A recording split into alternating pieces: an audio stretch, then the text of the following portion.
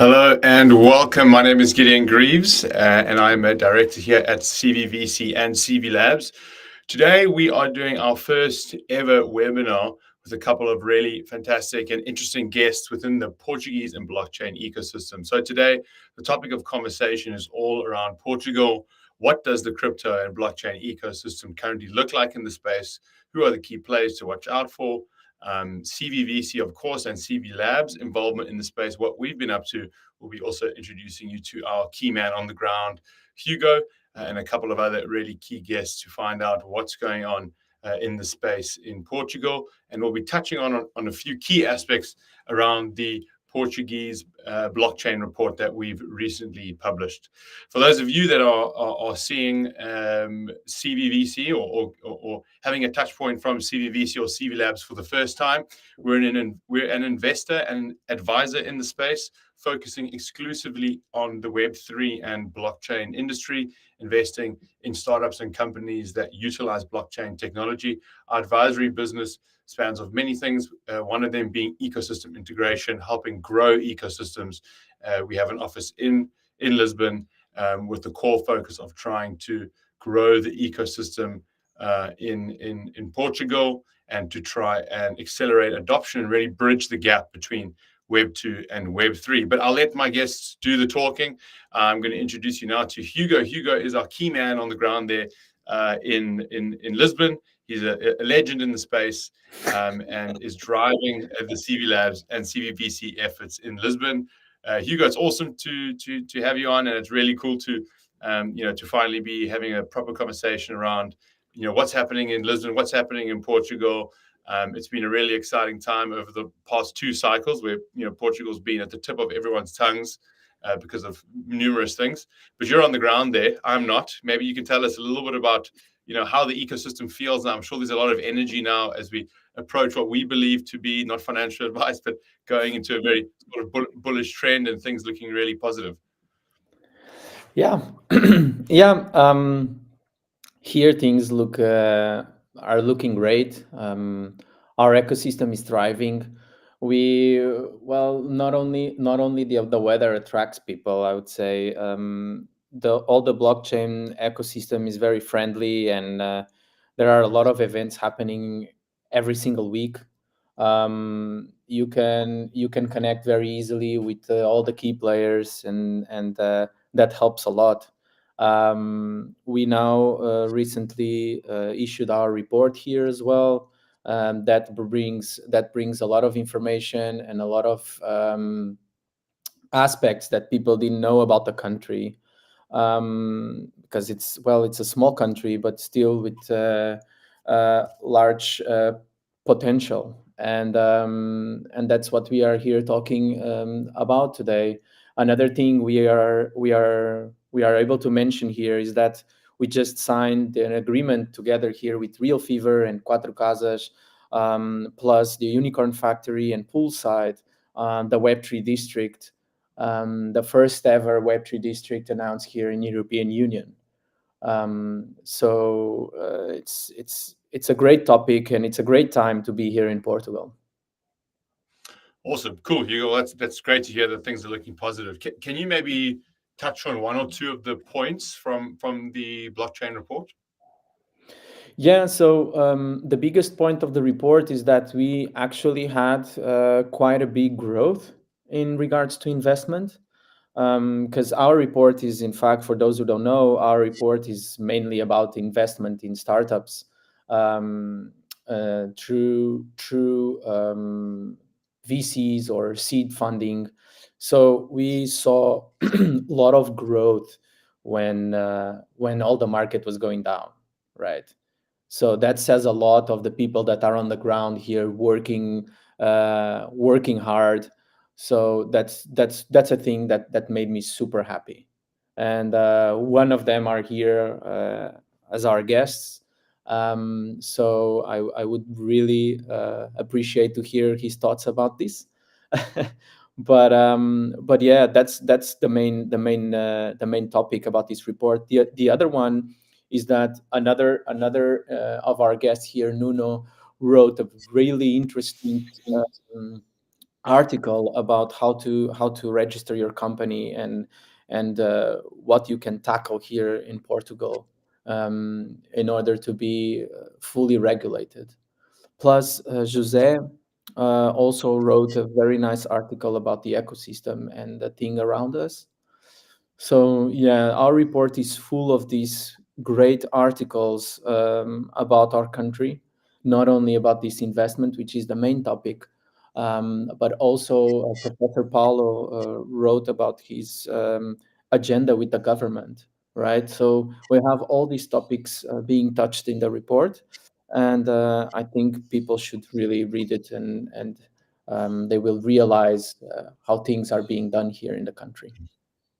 Great, cool. Yeah, thank you, Hugo. It's good to know that we're making waves with CV Labs, and the Portuguese ecosystem is growing, and we're excited that you're part of it, that we're part of it, and looking forward to doing this a lot more in the future.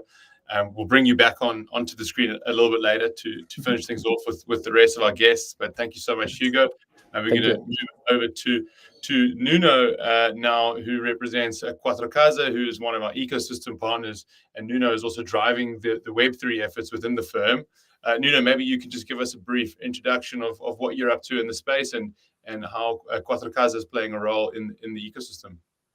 Yeah, thank you, Gideon, and thank you for having me here. It's a pleasure to participate and to talk a little bit about Portugal and what we do here. Yeah, Cuatrecasas is developing, and it's quite substantial now. It's developing its Web3 industry, its Web3 services. We work a lot in an horizontal way with other departments. I'm in the technology department, but we do a lot of work with other departments like the venture capital department, where we do hybrid rounds and we help projects to launch, getting funded by equity or tokens, depends on the situation. We work a lot with the tax team as well, with the banking and finance regulation team as well for the registrations as VASPs or CASPs in the future, when we have MiCA fully in full force here in Europe and in Portugal specifically. So yeah, we do a lot of work in this area. We are now recognized as a top law firm here in Portugal to work in this space, in the Web3 industry. We have a lot of clients. RealFevr is one of those clients, and we are close partnered with CV Labs as well. Since day one, as soon as CV Labs arrived in Portugal, I contacted Hugo, and we start working together. So it's very important for us to have a thriving ecosystem, a booming ecosystem, and to help in any way we can to develop that ecosystem. I'm also the current president of APBC. It's one of the associations here in Portugal. It was founded by Fred Antunes, who is also in the call.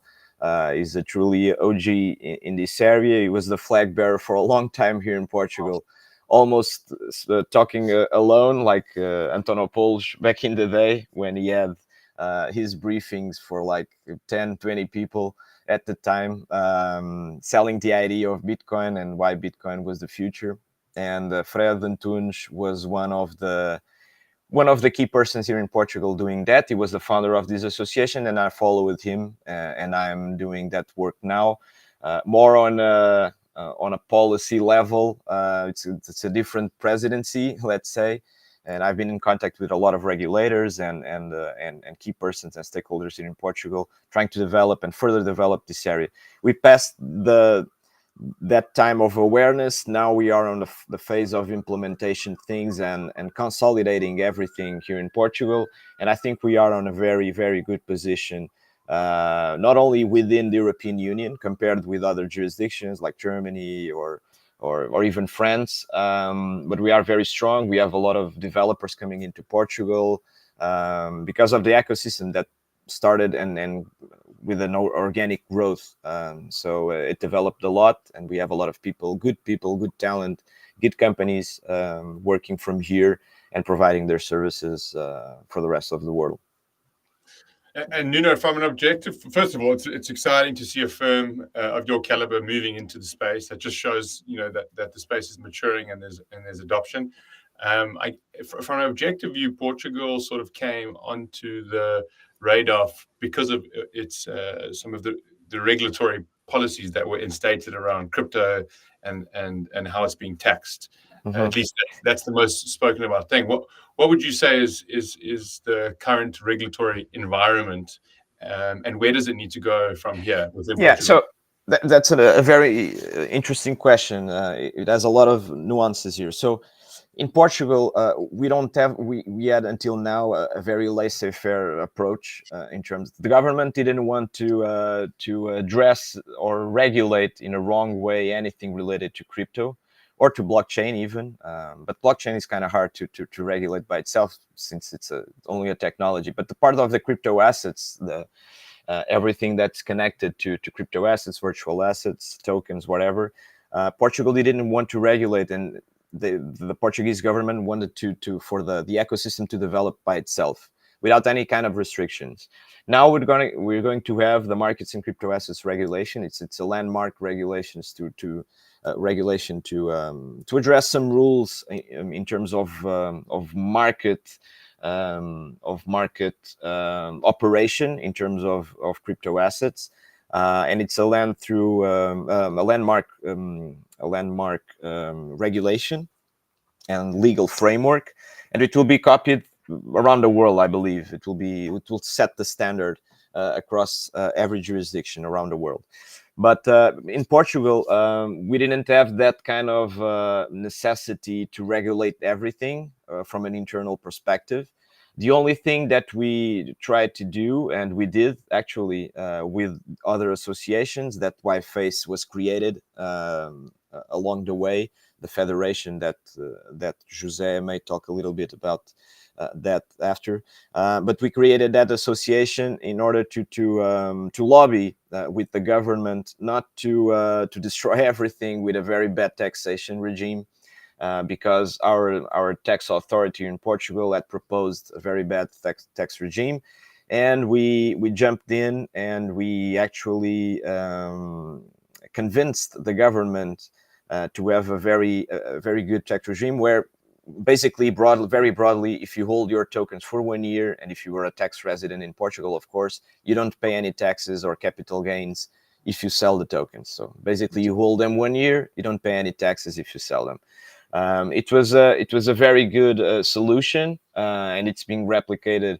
It transitioned from the last state budget law to this one, so I think we're getting a tradition in this area, and it will stay this way for a long time.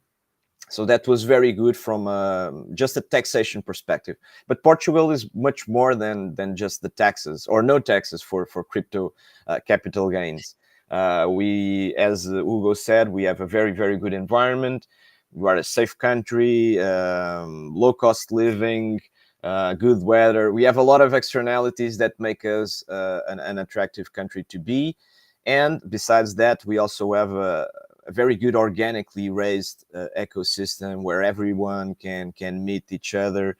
We have basically every day we have crypto parties and people getting to know themselves. So it's very, very good. Awesome. Cool. Well, thanks, Nuno. Maybe one more question, and then we'll bring you back on towards the end. Where do you see things going from here, in general, in the ecosystem, and also, from a legal perspective? Mm-hmm. And then to end off, how can people get in touch with you if they want to set up their business in the region? Yeah, so basically they can get in touch either on LinkedIn or through my email. You go to the webpage of Cuatrecasas and you search for my name, and my email is there. You can contact me through my email. I'm always available to answer any kind of question related to Web3, or even on the website of the Blockchain Association, which is blockchainportugal.pt. So I'm always contactable, I'm always reachable, and I'm always eager to help anyone getting along in this way. So in terms of regulation, since we are going to have an European regulation, which is applicable to every member state in the same way, Portugal will also have that kind of regulation in place. So I would say to newcomers and to companies that want to come into Europe and to develop their services and to sell their products, whatever, in terms of Web3, the best thing to do is obviously contact a lawyer like myself that really enjoys and is a very a great enthusiast about the ecosystem and has been dealing with this since way before he was a lawyer himself. So I think it's good to contact a lawyer to understand the outlines of the project, to understand if it's really need to have a crypto asset service provider license or not. Depends a lot on the services that they are providing. So I think the first step is to understand where they situate in terms of project, if they want to launch a token or not. It really depends. So I think a good way to start is either to be accelerated in CV Labs here in Lisbon, because we are also partners, so we can have a much overview level approach to these kind of projects, to do for an initial work with them, to try to understand and to guide them through the regulatory regulatory landscape. And then as things move forward, we are always eager to help as well in every broad way that that the company needs to have legal assistance. So I'm always keen to help projects to thrive and to help them grow. Thanks, Nuno. You're playing a really important part within the ecosystem, and it's exciting to see all the traction that you're getting at Cuatrecasas. So we'll bring you back on towards the end, but thanks for joining us, Nuno. Thank you. Cool. Well, now let's move on to our next guest. Our next guest is Jose. Jose, I'll let you come up on screen and maybe introduce yourself. You're also playing a very pivotal role within the ecosystem in Portugal, representing Face. Maybe you can tell us a little bit more about Face and what you're up to in the space. Okay. I mean, I'll follow up. Thank you so much for the invitation, for CV Labs and Hugo, especially, and to you, of course, Gideon, for your amazing job so far, and Stacy on the background. I mean, as Nuno was saying, let me go back a little bit. I mean, I was vice president of the Portuguese Blockchain Alliance. When I moved back, I was living in Budapest for over a decade, and I came back to Portugal to work on Web3. And so I was also a part, if you want, of this driving through, Web3 people, that comes into Portugal. Back in the day, I was, as I was telling, vice president of the Portuguese Blockchain Alliance. Nuno and Fred also were, involved in the Portuguese Blockchain Association. And we have a third one, which is the Institute No Economy. They are more like a policy, think tank, association. All of us, of course, wanted to have, not saying a privilege, but at least, a good entry point with institutions in Portugal, namely the government at the central level, but also, at local levels, for instance, with the City Hall of Lisbon, or Cascais, or even Porto, that are also, key players in promoting, the ecosystem. So, for instance, what Hugo was describing, that it's now the Web3 district, the City Hall of Lisbon, it's one of their figureheads, namely, touching this with what is now the Scale-up program of the Unicorn Factory, which eventually also led Lisbon to win recently the award of the European Capital of Innovation, as probably people who are aware or follow these topics, have seen. Right, so all this is kind of connected to a certain extent. As we understood that the three associations were addressing the same, people in government, we decided to create FACE, which is this kind of conglomeration, this federation of the associations, in order to organize, our demands to a certain extent, right? To have, our portfolio, matured from what the ecosystem, wants to address and wants to interact with the government level, and then, of course, try not to have the reverse, if you like, perspective, which is the government handpicking from each one of the three meetings that they can take it from us, but reversely have us, having, this single, an unified voice when we're dealing with the government. One of the more, let's say, permanent examples is what Nuno was saying. We were working very closely with the government last year when they introduced in the national budget the new, taxation on crypto on individual gains. I think we did a very interesting job, because if you see the original proposal that was set up in Parliament and the proposal that actually was registered in the national budget, we managed to change a lot of I won't say the nuances, but a lot of the, let's say it, wrong dimensions that they were trying to enforce, that in our point of view will probably destroy the ecosystem as we see it. So we managed to clean a lot of the nonsense that was in the original proposal. We managed on this process also to capacitate or to bring capacity to the governmental institutions and to their, people, in order that ultimately, I think Portugal, ranks quite competitively these days on, in crypto taxes. So this is a very, concrete example that we did as FaZe. We're going to continue to do this, or we were, sorry, let me rephrase this, because Portugal now is going to have a by-election, but we were working also quite closely with the government when they announced they are in the process of providing the Web3 national strategy. But now, since the government has just literally got sacked 2 days ago, Parliament was dissolved yesterday. We're going to go into a by-election in March. So let's see what the future will come regarding this, let's say, political, landscape in Portugal. It's clear that the ecosystem is on its path, to adoption within the Portuguese environment, and there's a lot of growth happening thanks to organizations like FaZe, like yourself. Interested to know though more on what some of the challenges are that builders or entrepreneurs or startups are facing in the Portuguese ecosystem. Okay. I mean, from my point of view, I am a social scientist, so I bring always a critical overview and a methodological, perspective in what we're trying to bring forward. I think, for instance, what CV Labs does, it's even from their methodology point of view, is extremely sound, extremely solid. But for instance, this report now only targets Portuguese companies registered in Portugal. Or let me rephrase it, Portuguese companies registered in Portugal, which we all know that who are in the ecosystem is extremely, probably will target 10, 15, 20% of what we are seeing existing in Portugal.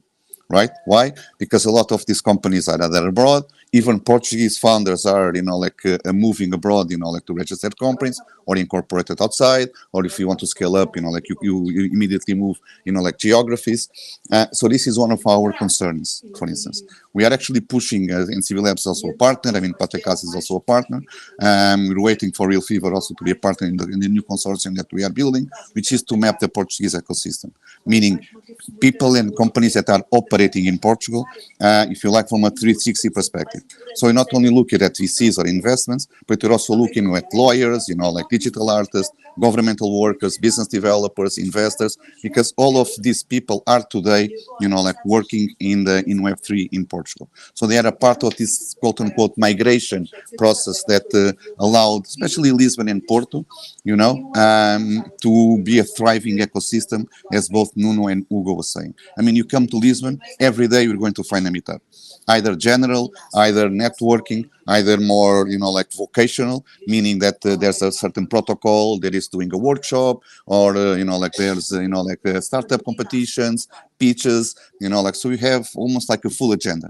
Sometimes I jokingly say that if you say yes to all the invitations that you have, you just don't work, because you are systematically just going into this kind of social, environment that allows also not only to bring people together, but to provide this kind of a safe and open space for a lot of Web3 natives just to move into the city and very quickly find, how they can maneuver, how they can, find easily CV Labs, if they want to be, advised, or if they want to be attached, to one of their programs, or others, incubators that are also, feeling into the space. I also want to highlight our legal maturity. We have here, of course, Nuno from Cuatrecasas, which is one of the powerhouses in Portugal. But without, that there's more, of these options, meaning that if you want to open, companies, if you want to have, a sophisticated legal perspective in what your project can and should be looking like, right, from the incorporation point of view, if you want to launch tokens, if you want, to create, hybrid rounds, so on and so forth, Portugal is providing all this already. So you don't need to go abroad or to externalize, for instance, some of these advisory roles, because we are producing this in our main, legal, offices. So this is one of the things. Secondly, I think, and here I'm a bit critical, I think the ecosystem still needs to, let's say, put themselves together a little bit more. We talk about usually ecosystems, we talk about communities. I would like to see us more organized as industry. And usually I say that if you want to be perceived as an industry, the Web3 space, we need to act and organize ourselves as industries do. Yeah. And I think we are giving the steps towards this. FACE is another step towards this. These reports that, for instance, CV Labs has just provided also provides us like a little bit like this. But for instance, last year, while we were communicating with the government and with different institutions, we wanted to tell them what is our relevance, for instance, for the Portuguese, GDP, for the Portuguese, economical fabric. And we don't really have the numbers. We have some numbers, but again, you will not be identified. Hugo will not be identified. Why? Because community managers, or incubator managers are not, screened. You usually are targeting, VC rounds, you're targeting founders, or startups, but there are plenty, hundreds, on this on this project that we are calling for what is Web3, meaning where are we going? Not only we are going to use a survey, but we also already have a data set of around 600, companies, startups, incubators, universities, so on and so forth. And why we want to do this, also to change a bit the narrative for an external, viewer, an external audience. We ourselves in the ecosystem, we know quite well, what is going on. But if you look at the Portuguese media, for instance, we are still perceived, and Fred can actually talk about this, because there's a lot of programs where, for instance, Fred is asked, to be speaking. So you have 10 minutes of the positive influence of the crypto economy, but then the rest of the program is whatever, FTX, the Ponzi schemes, so on and so forth. So we need, to demonstrate that we have all this, a capacity that it's already been installed in Portugal, that it's contributing, for the fabric, for the economical and the social fabric of the country, and should, in our point of view, be one of the key factors, to put our attention, towards, development in the future. So this, I think it's something that we should, going a little more towards this direction. Behave more as industries do, so we can, create the necessary muscle, in order to be a more, let's say it, influential player, and work on adoption as well. So to go beyond Web3 and bring up, the adoption that everybody's talking about so far. Yeah. Thanks, Jose. Yeah. It makes sense. I think you also need to probably consider, how adoption can get to that state that we all wanted, and is probably going to come from bridging the Web 2 and Web 3 gap, and trying to get as much as a lot of us don't want industry players coming into our world. I think that will help adoption in a big way when that ecosystem becomes a bit closer. When you start having, policymakers, academia, universities, corporate investors understanding the space, understanding the use cases, and starting to adopt it. And hopefully, with the more macro sentiment of Bitcoin, the ETF, and blockchain in general, I think a lot of people will start getting FOMO and wanting to try and enter the ecosystem and try and understand it a little bit better. What does the talent pool look like in Portugal when it comes to entrepreneurs in the space, but also developers? How does that compare to the rest of the world? I mean, Portugal, I think, we are known for our engineering, for instance. So we have, very good universities. I will highlight Técnico, for instance. Braga brings a lot of good engineers. Coimbra brings a lot of good engineers. So Portugal was always a place that a lot of companies, for instance, come and they recruit in Portugal. Right, so we kind of compete, if you like, with what used to be Ukraine. A lot of Ukrainian developers, as you know, are now abroad. Most of them, actually, a lot of them in Portugal, by the way, with the Balkans and so forth. So we do produce, high-end engineering, in this sense. But I also wanted to highlight another dimension, which I think both Hugo and Nuno also touch, which is, how the Portuguese institutions are also looking at blockchain. It's true that, we are not seeing from the political point of view a huge narrative. So it's not like we're seeing politicians speaking out loud about Web3, but Like we have, like the Portuguese web strategy that was going on. We have the PRR, which is this post-COVID package that all Europeans, have. We have a blockchain agenda, which is going to enter, I think, 50, 60 million into different, verticals on blockchain and Web3 projects, right? We have the test. Looks like Jose has left the building. We can let's bring our next guest and see if we can get Jose back a little bit later. Fred, you're one of the OGs, as they say, in the Portuguese ecosystem. Maybe just a quick overview on yourself and RealFevr. So, good morning, everyone. It's great to be here. Well, basically, I'm just a ex-esports professional player, mainly in World of Warcraft. Jumped into crypto quite in early days. Traded most of my Bitcoin back to that time for gold into World of Warcraft because back to that time, those currencies, gold inside World of Warcraft was more valuable. But then in 2015, founded the Portuguese Blockchain and Crypto Association. I always had in my mind that, for crypto to go mainstream, everyone should be part of it. And when we say everyone, is everyone, is the government, is the regulators, are the banks, and everything that I'm seeing today. I was able in Portugal 10 years ago to start to building it, and it was really, really cool. It's important to say that in Portugal, most of the people that now is living in Portugal, they don't know, but we were one of the first ever countries to have a Bitcoin ATM installed in a public commercial center. So back to 2013, there was an ATM machine installed in Monumental Saldanha. It's a very popular area in Lisbon downtown. And Portugal was really, really one of the first countries adopting, or at least trying to promote Bitcoin, mainstream. Then, of course, I think Web Summit had a key role, expanding not only for the crypto scene, but technologically speaking, Web Summit was great to promote tech tourism in Portugal and digital nomads. Today, of course, we focus a lot in Lisbon and Porto, but if you travel to the countryside, you will see that there are thousands of non-Portuguese people, embracing the beautiful of our trees, the beautiful of our nature, and building communities deep in the nature.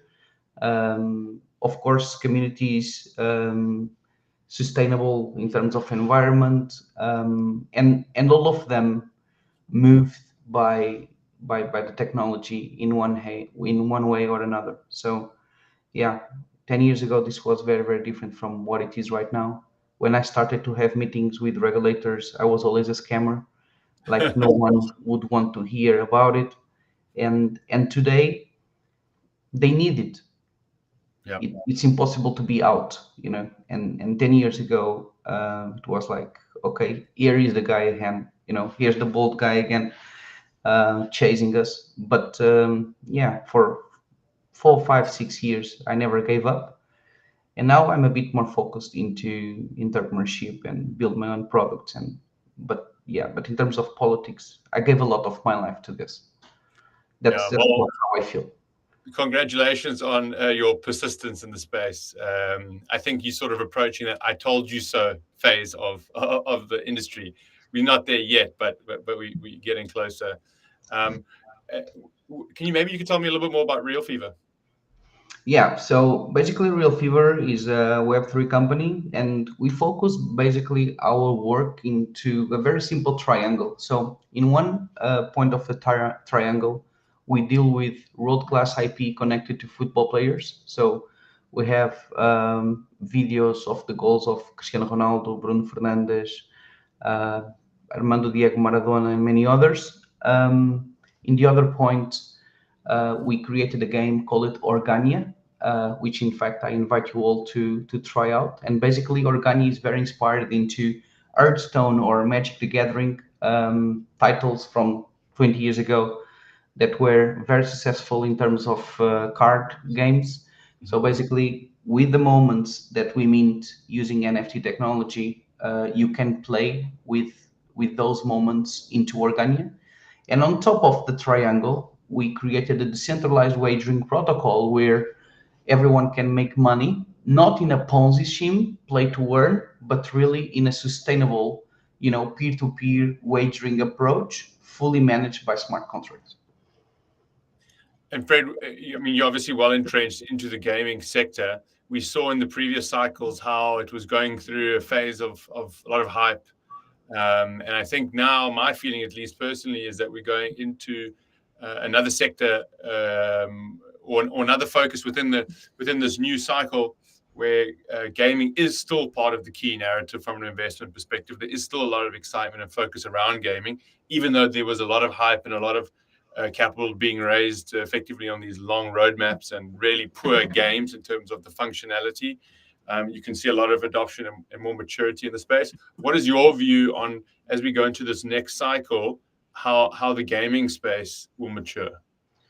Well, first thing that both game producers, both investors, both consumers, both gamers, they all need to understand is Web3 gaming is for 10 years and it's not for 10 days or 10 months. So everybody is trying to be hyped about something that is not going to be, it is not going, we are not going to have Counter-Strike, or we're not going to have the Fortnite of Web3, in my perspective, in the next 3 to 5, 6, 7 years.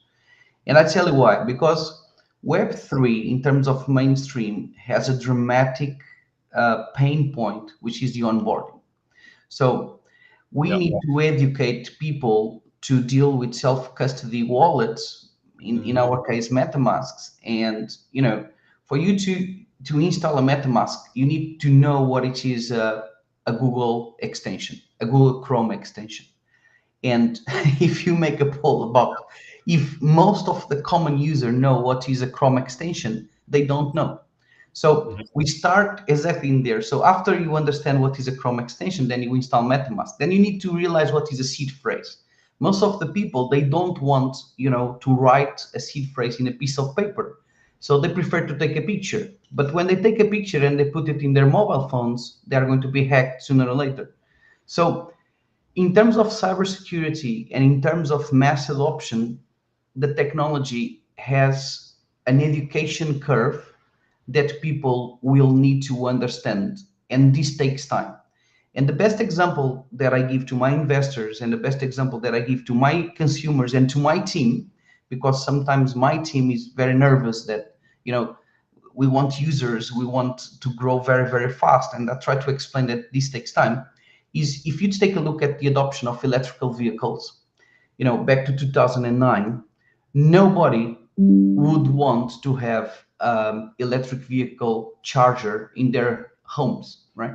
So where are we going to charge a vehicle? So there was a 10 years education curve line that, in fact, today, for example, in Portugal, it's the national electricity company who is selling the chargers. But this was like 1 year and a half ago. 1 year and a half ago, there was no one, trying to facilitate the onboard of the electrical vehicles for you really to acquire an electrical vehicle. So I think in Web3, because we are always hyped about pump and dumps and bull and bear markets, we think, or we are always tempted to think that industry adoption in real products, not just like, the speculative side of crypto, it will move as fast as Dogecoin or Shiba Inu or Ethereum or Bitcoin. And it is not going to be like that. It will take time. So you need really to have a long-term vision perspective and try to understand as best as possible really what you can do with enabling smart contract technology and what can you bring new to the consumer that Web3 can and blockchain can give that Web2 could not give. And in our case, for example, it makes, and for me as a gamer, it makes a lot of sense, to bring the fun and the joy of Web2 games, but also to bring poker stars approach in terms of the economic incentives. And this is really the vision that we are trying to short, and merge them together, because in the traditional Web2 environment, you can't do it because somehow it's illegal and you have proper regulation for gambling and betting activities. But if it is fully decentralized, you can create protocols on top of it. And that's basically what we try to investigate and see how it works. And I would say even today, probably we don't have that many competitors, but when you don't have competitors, it's probably worse than when you have strong competitors. Mm. Because when you don't have competitors, sometimes you feel lonely because you don't know where to go and you don't have that much people to speak with. Yeah, but it's basically the journey that we try to have in our lives, as entrepreneurs. And Yeah. as long as we have investors who trust us, it's fine. Yeah, good point. I guess the other concern about not having competitors is you run the risk of future competitors learning from your mistakes. You get the MySpace, Facebook scenario that could play out. But you're certainly one of the pioneers in the space. Maybe two-part question. The one is how long do you think it'll take for large commercial games like GTA, of course, with their trailer coming out recently? How long do you think it'll take for those sort of games to adopt blockchain, or to start utilizing it within their games, NFTs, etc.? And then the other question, and then we can bring the rest of the guests back on, is what are the main ecosystems to watch out for in the gaming space? I know there's a lot of talk around Avalanche recently, Polygon always, Solana, of course. So yeah, first one, I don't think that big publishers will need Web3 for anything. They make billions today. They are ultra profitable. And of course, they will try to protect their kingdom as best as possible. And if you take a look at the example of Counter-Strike, they sell millions in skins that are centralized, and people, when try to trade them in secondary market, they ban the accounts. So, and this happened like 3 months ago. Wow. Our value proposition is exactly the opposite. So you pay for something that belongs to you, and if you want to sell it 2, 3, 4, 5 times, you can do it. So just to see in the last 3 months how Valve evolution is really completely hard fork, from the value proposition of Web3. So I don't think they will need it. So, but that's exactly where the business opportunity is, right? Because taxi drivers will protect the taxi kingdom against Uber, right? So you can't force taxi drivers to adopt Uber, because it's not the way that they learn how to survive. And in the end, this is all about survivability, right? So you learn to survive in one way, and in fact, you are being dramatically rich doing that. Why are you going to do another thing? So yeah, it's basically the point of view. The second question is really a huge lesson learned for us, and I'm going to speak quite openly about it. We jumped into Binance Smart Chain basically in the first weeks when Binance Smart Chain came. And back to that time, there was no other layer twos, there was no other layer ones, there was nothing. There was just Ethereum, Binance Smart Chain, and Ethereum with really huge fees. Yeah. So for a product like ours, of course, our decision to jump into Binance Smart Chain was somehow very, very easy. But 3 years, 2 years and a half after, we are suffering a bit, because honestly, BNB chain today, I think, is probably, in terms of community, the worst ever that we could have in crypto, because it's just pump and dumpers. Is people without long-term vision, long-term perspective. It's really just like buy low, sell high, and no more than that. And of course, with all the news around Binance, now we are trying to bridge the ecosystem to Ethereum and scale to Arbitrum. And I think in the first month, January, February of 2024, we will be able to do that. Of course, we were very unlucky because in our case, the token was bridged to Ethereum, Polygon, and Avalanche. But with the failure of multi-chain and with the CEO arrested, we just lost the bridges. So for an undetermined period of time. So yeah, we are not very, very lucky on that. But honestly, we suffer so much in the last 1.5 years. We were able to raise capital 2 weeks after the failure of FTX. And of course, when you raise capital, it's something that you prepare like 9, 10, 11 months before. So during the year that we raised capital, it was Luna, it was Celsius, FTX, and we were able to raise capital anyway. So that says a lot. Well done. yeah, exactly. So, but really, what I always had to explain to our investors was our community long term, our commitment long term, and long term vision and strategy. So far this month, and just to finish, this month was one of the first month in RealFevr history that we were break even, more or less break even, very close to the break even point. So yeah, for 2024, if we make the right changes and we have enough courage to continue and we never give up, probably we'll be a very profitable, or at least very positive, in the first quarter of next year, which is really, really nice. Awesome. Yeah, cool, Fred. It's really, really interesting to hear your perspective on a specific sector and to hear about your successes and failures in the space. So thank you so much for joining us. We're going to keep you on and just bring all the other faces back, Jose and Nuno, and we can even bring Hugo back. We can just have one more question, just going back to Portugal as the topic. Hugo, maybe we can start with you. What do you see? You predicting the future? What do you see where do you see the Portuguese ecosystem rather in the coming years? Yeah, let me just get my crystal ball. I'll be right back. No, well, hopefully it will be fruitful, right? As we have strong players in the country, we have Fred here, for example, which is a really good example how he's been working hard and traveling all these uncharted roads here in the country and paving a way for the other companies and for the industry here in the country, right? So he opened lots of doors here, and he's a huge example how people can have success, right? So I think that with these type of examples that we have here, we have companies opening up in Portugal for numerous reasons. We have big layers or big chains here in Portugal opening their offices.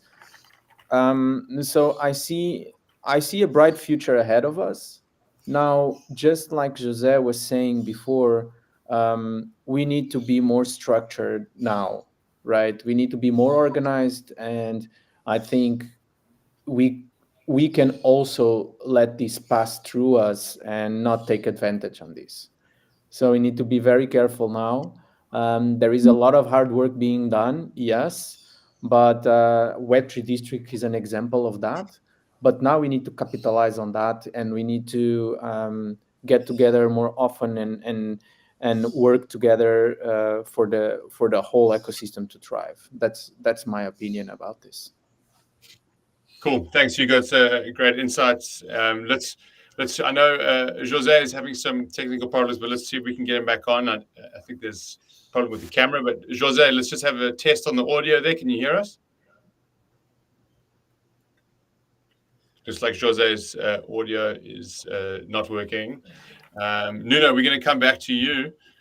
You've been pivotal in shaping the ecosystem, and there isn't many other firms like yours in the space. Where do you see the industry going, and what's important to put Portugal on the map? Because as we know, It's a really diverse ecosystem. It's decentralized as well as distributed.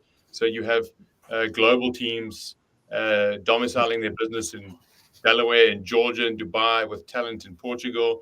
So it's an interesting perspective to try and grow a localized ecosystem. What do you think is going to come for Portugal?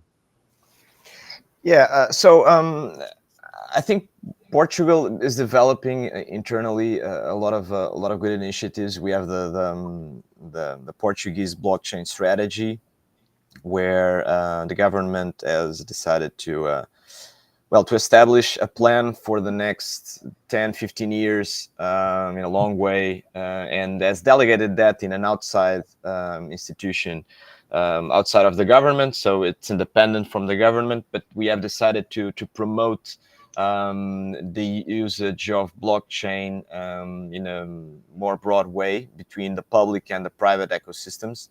That will be good, because as long as people are using blockchain as a technology and they don't know that they are using the technology, like we nowadays do with internet, I think things will move forward in that way. From the technological point of view, for the Web3 environment, it will depend a lot on the conditions that the markets and crypto assets regulation will put in place as well. I think it's not the best solution, but it's the possible solution, this kind of regulation. But I think it will bring a lot of level playing field as well across all the member states in the European Union. And as I said before, Portugal has a lot of good externalities. No one wants to live in Eastern Europe, even it's a European member state. We prefer, when we have to decide where we want to live and spend our time, we always look to a lot of things, not only the cost of the milk or the other things like taxation. We have a lot of good things going on in Portugal, as I have mentioned, and it's in the report.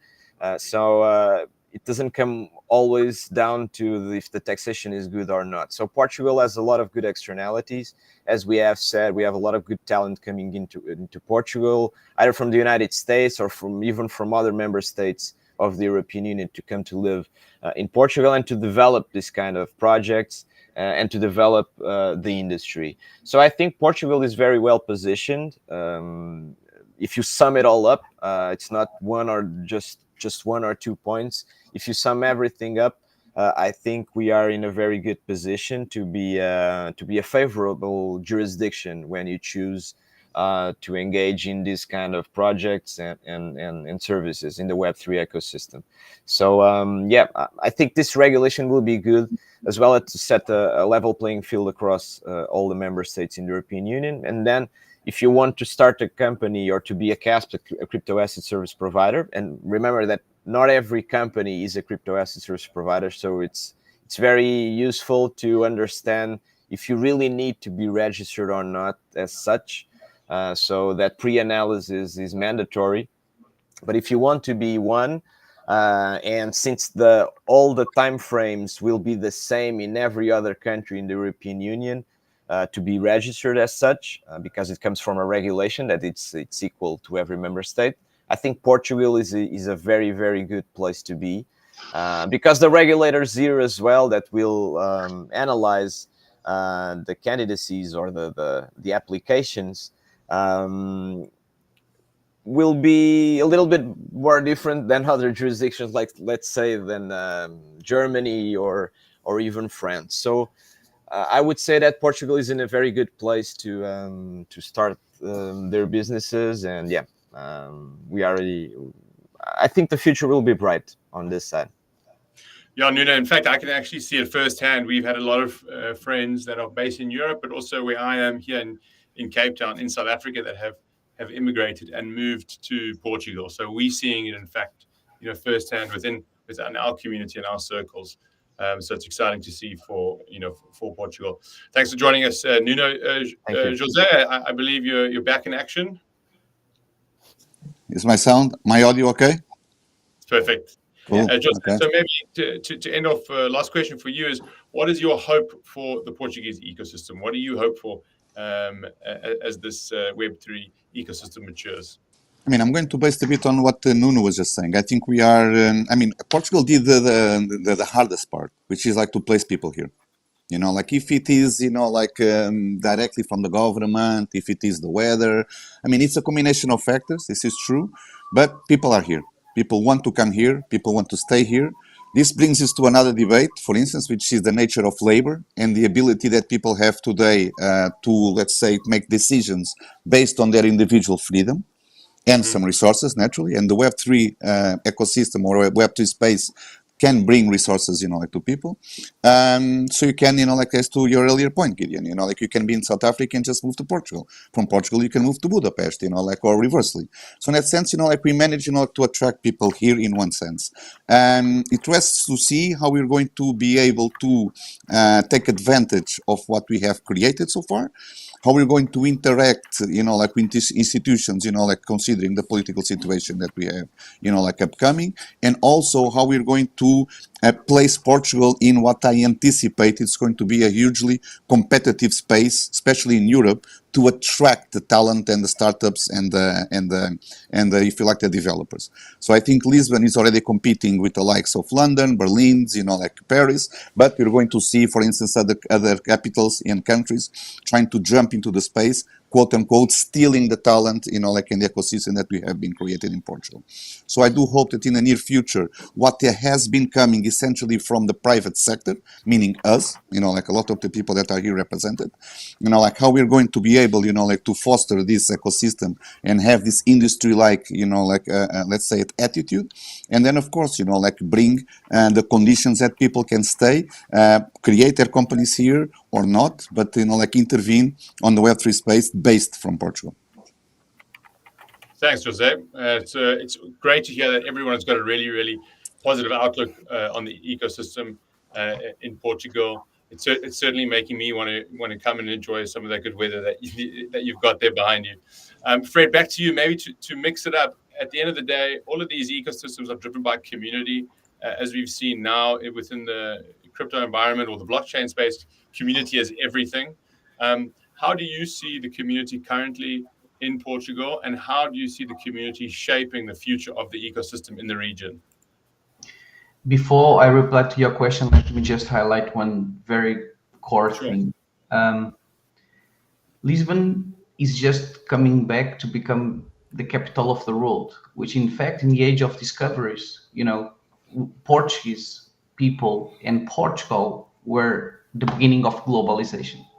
So we were the first ever culture in mankind history, bridging the continents and the worlds through the sea. And for me, as a Portuguese person, I don't see this just like in the last 5 or 10 years.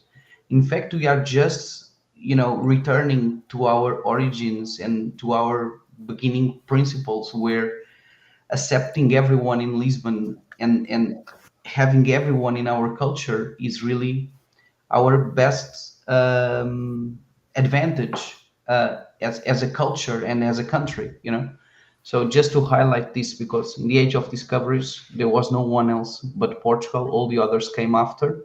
And for me as an entrepreneur and as a community member, this is how I see it, as Portugal, as Portuguese. It's great to have everyone in here.